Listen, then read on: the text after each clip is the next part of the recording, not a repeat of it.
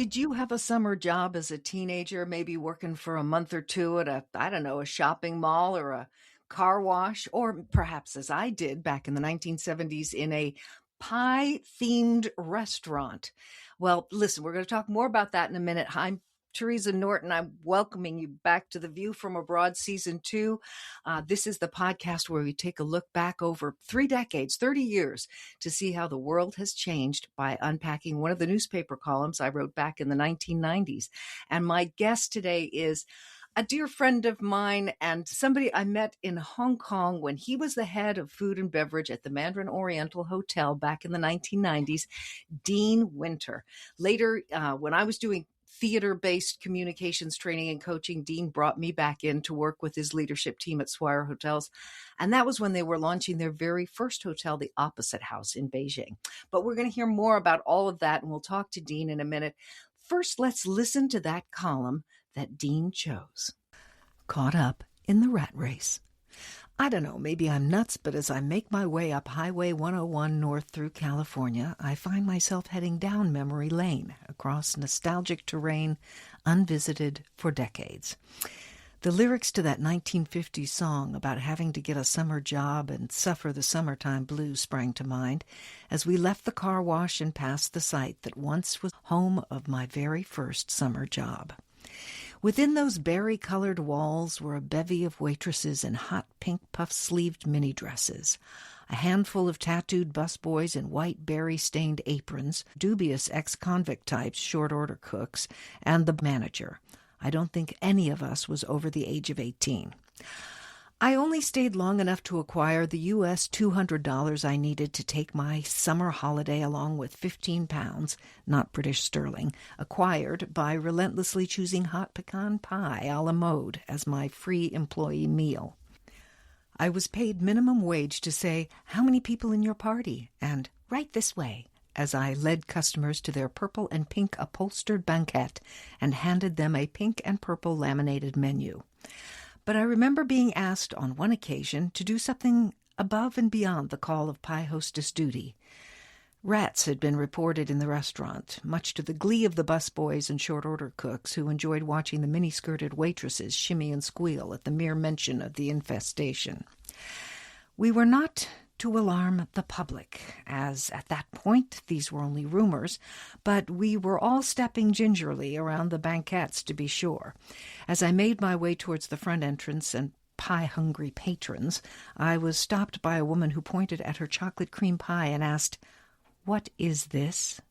In truth, it appeared to be a rat turd, but being a truly professional 16-year-old pie hostess, I answered, "I don't know.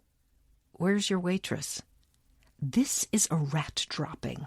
I don't want my waitress," she hissed. "I want you to show this to the manager." I headed back through the kitchen to his office where the manager was judiciously working his way through the same issue of Mad magazine he'd been reading for the past 6 weeks. Excuse me, sir, could you take a look at this pie? There's a lady at table 47 who says it has a rat turd on it." He eyed the pie, considered his options, and said, "It's a chocolate sprinkle." "But, sir," I protested. "Tell her it's a chocolate sprinkle," he repeated, returning to his magazine. I made my way back through the pink and purple world, and it was clear from the way that the waitresses were anxiously eyeing the floor and darting from table to table that the word had been spread among the staff. The rat was out of the bag, so to speak. Could I actually walk back to that woman and say, "I've asked the manager and he assures me that this, madam, is a chocolate sprinkle"? Or would I take that purple and pink bandana from around my neck, throw it down like the proverbial gauntlet, and leave that rat-infested pie hell behind me? A moral dilemma, to be sure. "I've asked the manager and he assures me that this, madam, is a chocolate sprinkle," I said in my most professional minimum wage, "I'm only going to be doing this stinking job for another week and then I'm out of here" voice. I honestly can't remember if she ate the pie, but the next day during my meal break, one of the waitresses gasped and told me not to look up from my hot pecan pie a la mode. I, of course, immediately stared up at the bulletin board above the table where he hung by his tail. The busboys sniggered.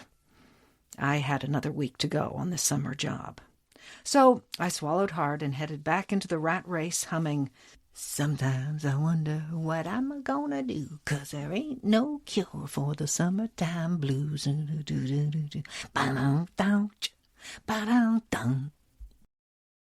Welcome, Dean Winter. Did you have a summer job when you were a teenager? I did. I had quite a few actually. We lived in the countryside in the UK. I grew up in near a farm, and I'd help out on the farm. And then there was this thing called Bob a Job Week, which was a kind of Boy Scout thing. And a bob is a kind of slang for a five pence in the UK. If you've got a Oh, bob, like a dime or a quarter, that kind of slang.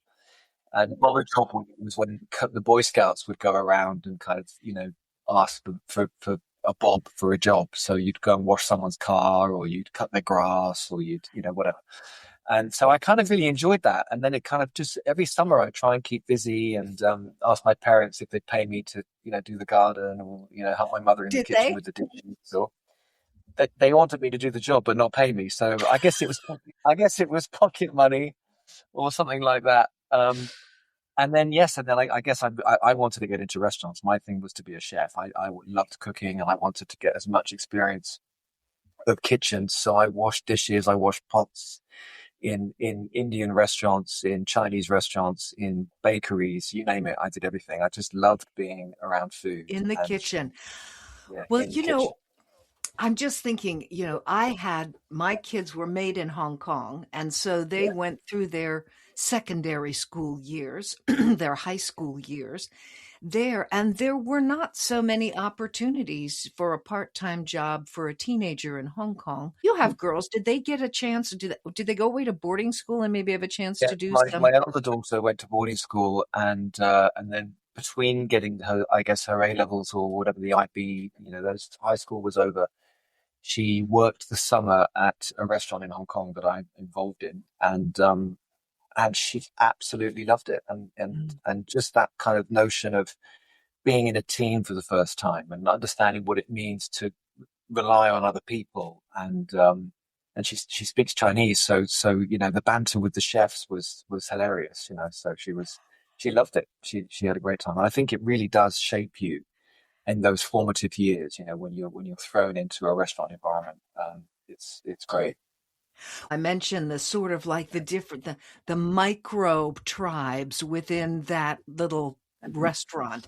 There were I wasn't one of the waitresses. We don't call them waitresses anymore. What do we call them? Wait staff? So, Servers? That's suitably generic and boring.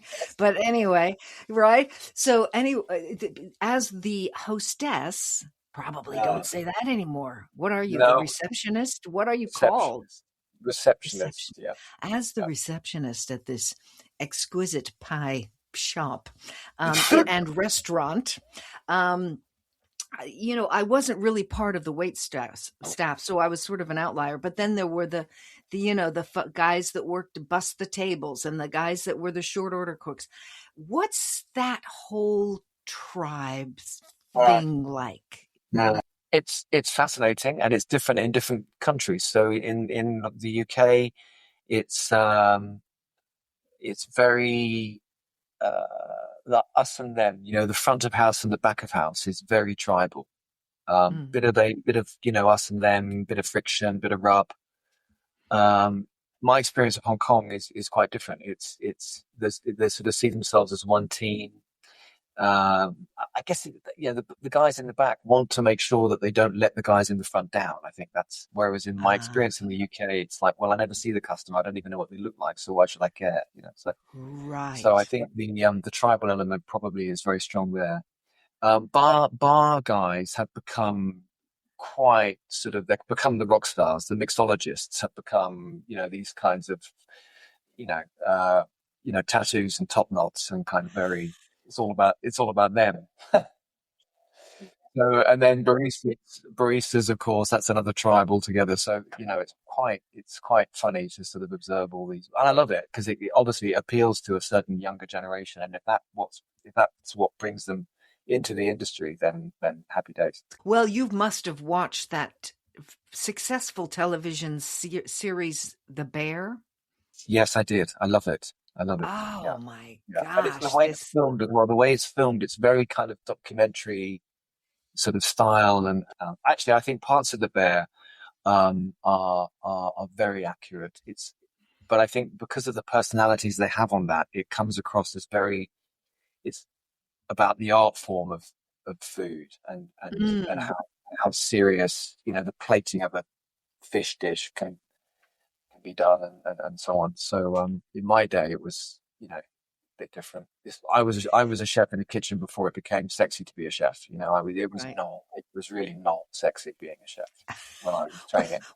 Well, clearly, when I wrote that column, it wasn't very sexy backstage either, because although listen, I know there was poetic license when I was writing those columns and Yeah, adding things that were heightened the humor or the excitement of the situation. But I'll tell you what, although in a way, I kind of can't believe that I would have walked back to that woman with that slice of pie and told her, my manager says it's a chocolate sprinkle. But I guess I did. That thing of sort of deferring to the yeah, boss, yeah, right? yeah. But I'll tell you one thing that was absolutely not a figment of my imagination, and that was the plating up of that rat on the bulletin board. Can you imagine? Nowadays, does that happen? No, Can you tell no, me the truth? no. I can say that. I mean, mind you, I'm talking from my own personal experience. I'm sure Right. there are places in parts of the world that you don't want to go to where it does happen, but certainly in my experience, I mean, I think one of the great things about the industry is it's become extremely professional, and all of the government sort of authorities that introduce these various sort of health leagues and categorizations and so on. It really does make sure that operators are sensible and do the right thing. And if you are responsible for getting somebody sick, it is it's very very serious, and in some countries you can go to jail. So I think that's kept operators on their game. The other thing I was thinking about was deferring to the boss, the sort of more militaristic structure Yeah, of yeah, of hotels. I mean, I've worked with enough hotels to know that depending on the culture of the hotel or the restaurant, whether or not there is that, sort of top down mentality. absolutely. Absolutely. And I think in Hong Kong as well, that's probably more pronounced actually. There is that sort of respect for the hierarchy. And when you're a supervisor or an assistant manager in a restaurant, for example, you wear a dark jacket, a black jacket. In the Mandarin, for example, using that as a reference, you have the guys that are wearing the white jackets, and then you have the managers or supervisors wearing the black jackets, and they were known as the Black Jacket. So you would come in, and I had to pick up this kind of vocabulary when I started. And you'd come on duty, and you'd go into the restaurant, and you'd say, um, "Who's the Black Jacket today?" So Is that if you wanted to find out who was the guy in charge, right? So the Black Jacket sort of vernacular was definitely a thing. It probably still is in Hong Kong. And then yes, you've got the sort of the the restaurant chief that you rarely saw. He was like this Mr. or she was like the maitre d'. It was kind of they'd be there at the door when it's calm and easy, but then when they got busy, they'd disappear. They'd be in the office coincidentally filing something, they would so? remove themselves from the busy operation. So their role was more, were they sort of the guest interaction? Were they the is was their purpose Yes, welcoming people? yes, Was that me? recognition. Was that who I was? Was I the maitre d'? I wouldn't have called you maitre d' in that scenario. Um, so, but no, it is. It was about the recognition. The maitre d' is the one who recognizes people as they're coming out of the elevator and approaching the Right. restaurant and touching every table. And often quite sort of colourful and flamboyant, maybe overdressed a little bit. That kind of extrovert nature is what maitre d's tend to be. But great Perhaps I people. missed my calling, Dean. You maybe did. I told you that a long time ago. Maybe I missed my calling. Well, so Yeah. I remember talking to somebody. It might have been you. It might have been you and Peter Lowe when we were all working together on that event. In any case, somebody told me that, when Forbes magazine would say, "What is your favorite restaurant?" Invariably, the answer may be different depending on which, fabulously well to do and successful executive they asked. But the reason was almost consistently the same. The reason it's why is that your favorite restaurant? Because they know me. Oh, 100%. We've been talking about this a lot just recently about recognition and about how places make you feel. You know, Mm, it's so much about the transaction of checking into a hotel, checking out of a hotel, or being shown to your table and being given the bill and plates coming and all of those kinds of motions. It's about how does it make you feel, and the biggest part of that. And I'm not talking about air conditioning. I'm talking yeah, about how did the team make you feel when you arrive and during the meal and when you leave and so on. And it's that emotional connection. And as human beings, I think that's what we all crave more than anything. yes. I found that over the years in working with, coaching leaders and talking to their teams, and it seems to be kind of a universal human quality that we want to feel able to care for others, and we want to feel cared for and about, right? And that's kind of at the heart of what we're talking about here, I think. Yeah. Yeah. And I think then to that point, what defines a great restaurant from a good restaurant is is the measured manner in which those attempts are made. If you fuss too much, it's not comfortable, and it you don't leave thinking, wow, that was great. You leave thinking, well, it was good, but they were a little bit annoying. And, Yes. and equally, if they don't fuss enough, you think, well, they didn't really show me the love. I'm not really sure I'll go back. So it's the art of knowing, reading Right. a tape. And not every guest is the same. Some people want lots of love, some people want no love. Yeah. And what we talk to our staff about is about reading people, read the table. If it's two young people that are there on a date, leave them alone. I mean, Yeah. if it's a Yeah. lady by herself, she wants to read a newspaper, leave her alone. This idea of engagement versus service and the balance between them. It's not really versus, but let's say they're on opposite sides of a teeter-totter, right? And when I first started working with people in the hotel business, I started noticing more about it when I was in different countries. And in the US, high on engagement, not so high on service. This is from somebody who lived most of their life in Hong Kong, from the States, but then lived 40 years in Hong Kong.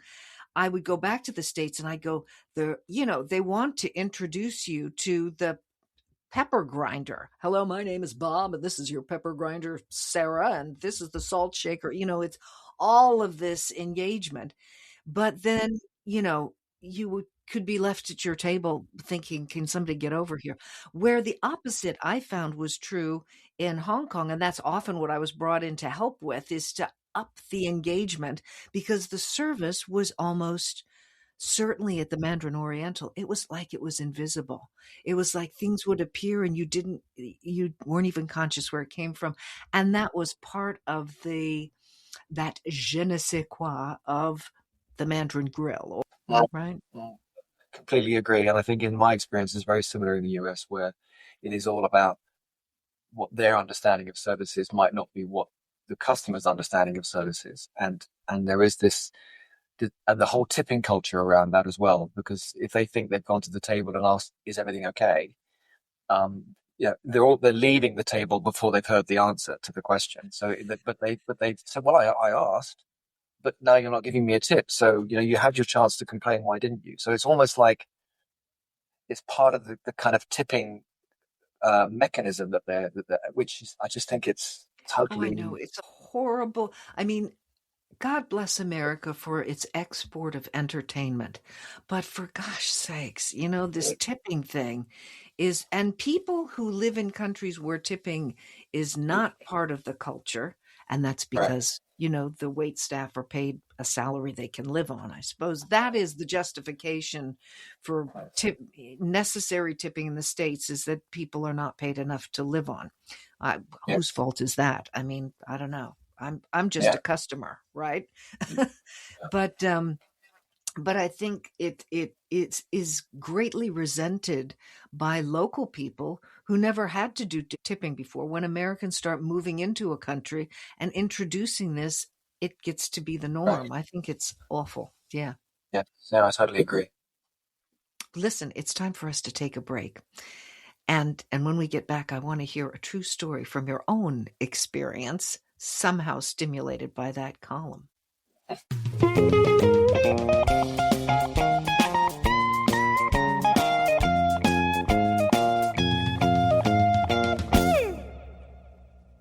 Okay, Dean, I have taken a look at the Deborah website, and it is extremely powerful. What brought this charity to your attention? Yeah, it's really quite moving actually. I when I was a child, I suffered from eczema, and my kids have also had it thanks to me. So I've very always been very conscious about, skin issues, and it is the largest organ you have. And I am a football fan, and I was at a dinner where the speaker was a gentleman called Graham Souness, who's a kind of bit of a legend football player in the UK, a Scottish national, played for Scotland, did very well in a club career.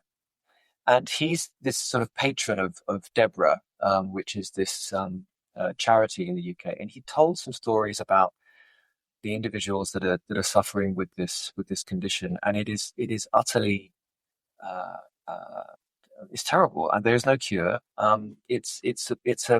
It's a epidermosis bullosa, which is a butterfly skin, it's known as, and it's basically a thinning of the skin to the extent that you can hardly be touched without the skin breaking, and then you get infections, and people that have it have to be bandaged, and it affects all ages. But it's when you see younger children. In fact, Mm, life expectancy isn't very long, to be honest. So it's children that are affected. It's inherited. It's a condition you're born with, mm. and there's no cure, and there's a lot of research being done and so on. So I was really moved by it. Not, I mean, you can't compare this to eczema. Eczema's bad, but Yes, yeah, but you had a consciousness of this. I looked at this website, and the first picture is it's breathtaking um in a real emotional and painful sort of way, to see this newborn baby with all of this inflamed skin. So, yeah. So that's one part of it. When you see them as teenagers, and these girls that go to school, and I mean, it's another level of severity. And what moved me, Teresa, about it the most was that this football player, Graham Souness, was in his day was a real kind of hard nut. I mean, he was a brutal midfielder, very physical. As a manager, he was an autocrat. He was a really, man of steel kind of thing. We win, we don't do anything else. Real hard guy. And he was visibly moved at this event that I went to. I mhm. just couldn't believe how somebody who was so strong as a person and successful in their career because they were strong was just, as he talked about this thing, it was, Mhm. I just, wow, that's really quite something. So it had an impact on me. I got home and I went online and I donated, and now whenever I get the chance, thank you for asking, I try to do my little thing to create awareness. So have a look at the website and do what you can. Yeah. I'm going to share the website, and also just say that in looking through it, the reason it's called Deborah is that in the 70s, at the time when I was reflecting on my high school years, this mother had a child, Deborah, who was had this from birth, and the doctors sort of said, nothing we can do. You're going to just have Right. to take that baby home and wait until she passes. And she just was, I think, yeah, would not accept that. And she started this amazing charity. So listen, it's www.Deborah, spelled Debra, .org.uk, www.deborah.org.uk. Thank you for bringing it to our attention, Dean. And Thank I you. really encourage people to have a look and have a think about how they might be able to support this charity.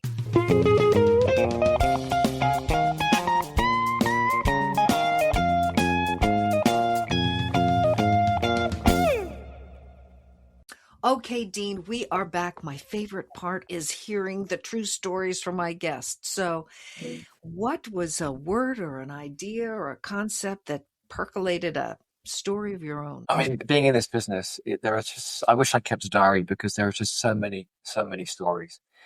And the one I think from Hong Kong, given your Hong Kong connection and so on, I think that I loved the most was when I started in Hong Kong and was manager of a restaurant called the Chinnery Bar in the Mandarin, which welcomed male and female guests, but had a history of men only. And there were all kinds of little things that they used to do and or not do. And one of the things you couldn't do was book a table. So it was literally first come, first served, and there were no reservations, and everyone knew there were no reservations. But there are exceptions for certain people, and if palms are greased sufficiently, maybe. So I had a guest coming quite regularly, and then he called me one day and said, "Look, Dean, I'm coming over from the office. Can you just put a newspaper on the table, half a pint of beer, and I'll be there in 5 minutes." So I did that. And by the way, I should preface this by saying I really hadn't been there very long, so I was definitely the new boy. Anyway, shortly afterwards, this other gentleman came in this crisp white shirt and this pinstripe suit. I can picture him right now, immaculate, a banker. And he said, "Oh, can I sit there?" And I said, "Oh, I'm sorry, the gentleman's just gone to the washroom. He'll be back in a moment." And he said, "You're holding tables for people." I said, "No, no, no, no, no, no, no. It's I'm not." And anyway, he called me out, and Was I your was, nose growing while you were saying that? and clearly I was stuttering and very uncomfortable the more he pushed and so on. So I managed to find him a table, and I sort of was going up to him afterwards to apologize, and he was having none of it. And I said, "Look, here's my card. If ever there's anything," and he said, "Look, I don't want it." Anyway, he came back and days afterwards, and then he came back again and again and again, but early, and got a table and everything. And I was so desperate to get this man's name that I said to the staff, "Look, I need his business card. I need to know who this man is, so that I can go up to him and say, 'Oh, dear Mr. So and so,' and just attempt to recover." Um, and like the guys, he always paid cash. He never paid by credit card. They couldn't get his name. And then one day, the waiter came up to me and said, "Oh, table six, credit card, credit card." So I grabbed the credit card to give me the card, and I saw this name. I saw this name, Morgan. So I went back to him. I said, "Oh, Mr. Morgan, so nice to see you again. Thank you so much for coming back." And I was like that character in David Copperfield, where you're sort of rubbing your hands and being extremely sort of Dickensian. And and he looked at me rather sort of oddly. And he sort of said, "Yeah, right, okay." And then the next day he came back and he said, "Oh, Mr. Morgan, welcome back. Your usual." And anyway, this went on and on and on. And he came in with a lady once, and he introduced me to her as his wife. And, "Oh, Mrs. Morgan, it's lovely to meet you. Thank you." And it went on, and I'm not kidding. It was about 6 months, Teresa, of this kind of twice a week kind of thing. And in the end, he called me over one day and he said, "Dean," he said, "I've got to tell you something." He said, "My name is Simon Evans. I work for JP Morgan." That, that expression that expression when you want the ground to open so you can fall through it. I've never wanted it more than ever. I just was mortified. And I had to run away. I just left, and he knew what he'd done, Well, and I'm going to say this, Dean. I think it was beastly of him to let you go on with that for 6 months. yeah, That was quite the hair shirt. yeah. But the thing was that he kept coming back, and actually we became friends. And Right. if he's listening to this, I hope he is, because he would be equally amused that I can still recount that sort of 35 years later. Well, thank you for sharing that story. And I cannot even believe it, but our time is up. So Sure. I'm going to thank you again, Dean Winter, for, all that. Thanks for the memories. I'm going to give another plug to this wonderful charity, www.debra.org.uk. And Thank you. listen, if you're enjoying the podcast, please take a moment before you sign out on whatever platform you're joining us from today to follow, to like, to comment. It makes a big difference, and I appreciate it so much. And I'm just going to wrap up here by saying breathe all the time and come up slowly. And if you've got a case of the summertime blues, or you feel like throwing in the towel, or you feel like you wish the ground would open up because you've inserted foot in mouth before engaging brain, hang in there, because, what if it's good?